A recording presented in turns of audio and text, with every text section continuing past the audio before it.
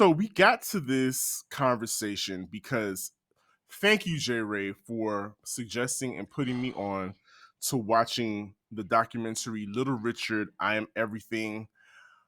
After watching that, J Ray, I text you immediately. I was Mhm. like, I'm in a puddle of tears right now. I was so moved, saddened, moved, happy, elated. It took me through all the emotions.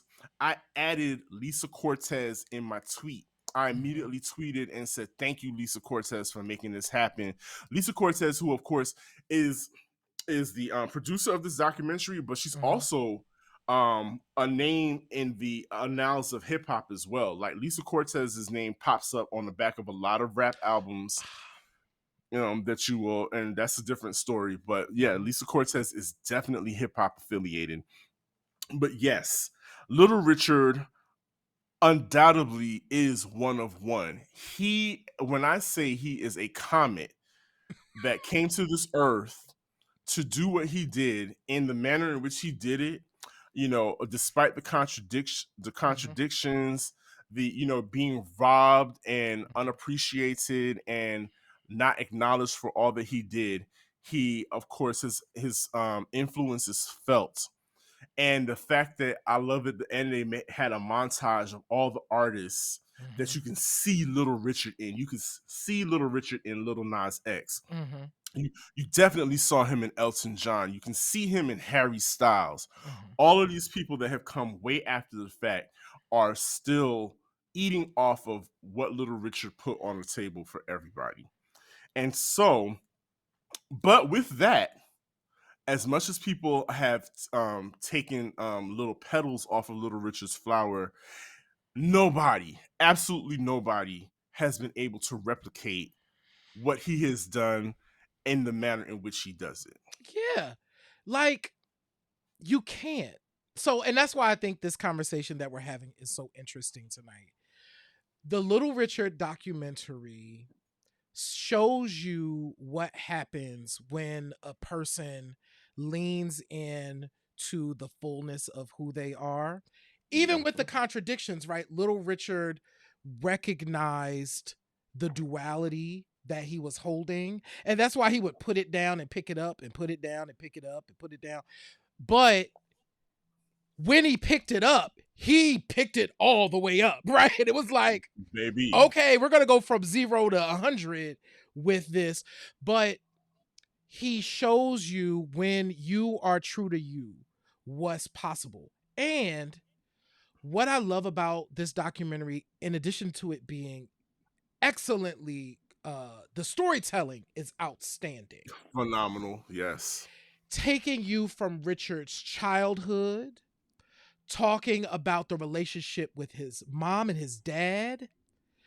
Um, I was so moved when it talked about when his dad finally said he was proud of him when little Richard like Mhm. finally started to hit, and the dad was like, "Oh, I get it." And even talking about that duality of his dad being both a minister and the owner of a club, right? It's like living The contradiction, hustler, the yeah. hustler, right? But the beautiful so as little Richard is of course on this early part of his journey, he's figuring out who he wants to be as a performer. And God puts Escarita in his spirit, right?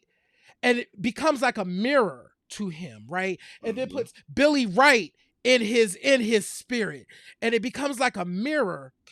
And you have these people that start to pour into him, and is like, no, no, no, you could do this. Well, this is who And I'm supposed to be. baby, the voice, this man singing, the footage of this man singing in this movie, if you're not moved by him, I don't know what to tell you, because he just had it. And what we're talking about on this episode is that it factor. Yeah. Um, and I don't know if we can even label it, put like diaphragm it, but like when I diagram, excuse me, diagram. Sorry, wrong show. But yeah, if we could diagram it, it would be hard to do. But just looking at the footage of him performing, there when I think of the people we think of as one of ones, Mhm. the the Michael Jacksons, the Yeah. Princes, the Whitney Houstons. I looked at Little Richard when he stood up on that speaker, and the frenzy in which those white Like, teenagers, mostly white teenagers were whipped into such a frenzy. And when he hopped off the stage mhm. and just walked through them like it was nothing, and they parted Parted the like the Red Yep. Sea, but some were fainting, some were touching. You know, we've seen that with Michael. Yes. We've seen that people screaming to the top of their lungs, and the frenzy in which people get worked up into is one of the things that makes you one of one. Um, but what are the other? What do you, in your opinion, J. Ray? What do you think are the other attributes of a one of one, of a Beyonce, of a Michael, of a Prince, of a Whitney? It is the focus, the intense commitment to their craft. Mm, All of the people that we are talking about who are one of one mhm. were intensely focused on being the best at their craft, right?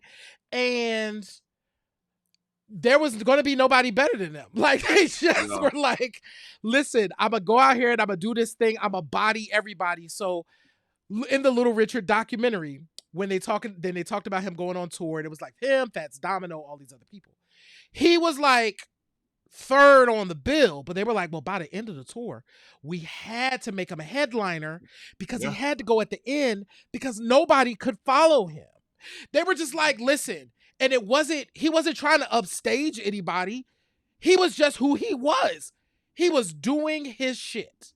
You couldn't do better than that, right? Mm-mm. So it was like, you're going to be the headliner. So I absolutely believe that commitment to your craft and being the best that makes you a one of one. And it is also, I think there's an anointing. All the people that we're talking about,